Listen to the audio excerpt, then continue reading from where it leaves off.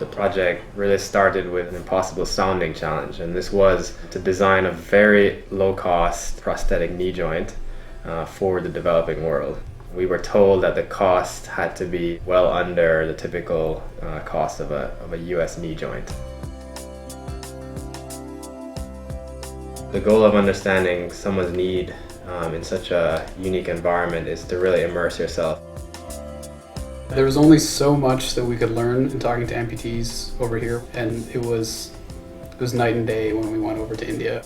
If we ever had an epiphany, it was probably just getting off the plane. The amputees have a very strong social stigma in India, and that makes it very important in our design process to really immerse yourself in what it means to be an amputee, what it means to be an amputee in India, what it means to be a poor amputee. All of these things really require you to be there firsthand. This is very much an extreme scenario as far as prosthetic design is concerned. Indian amputees might walk further, might have to endure higher temperatures, more mechanical cycles. The range of motion of our knee joint has to be sufficient to allow cultural postures like squatting, which is very specific to that region. One major turning point for me was when I actually wore this prosthetic. Through a few changes, we were able to actually feel what it means to come up against like a flight of stairs.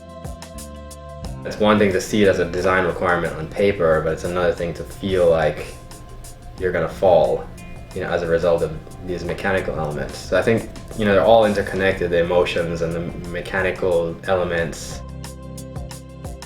In the single axis joint, if you ever have it bend when you're not intending to, and you put weight on it, it's gonna buckle and you're gonna fall down. But with the 4-bar linkage, what you get is this nice little range of stability where if it's open a little bit and you put weight on it, it comes back to center. It helps prevent a lot of falls that would have occurred.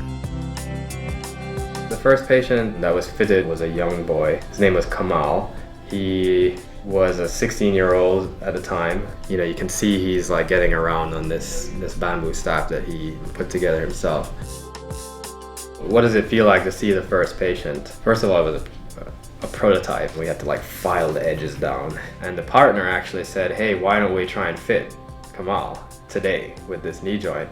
So we took a gamble and said, well, he's a young guy, let's just try it. Where you really connect is somewhere after the fact, where you've seen Kamal walk around on this knee joint, and then you sort of connect with your mind, well, he couldn't have done that before without this prosthetic. And I think that's when I really just felt proud that we had done something good and this was worthwhile repeating again and again. I think our impact on Kamal is just that we've given him a tool set, these physical pieces of plastic and metal that just help him be confident at his daily life.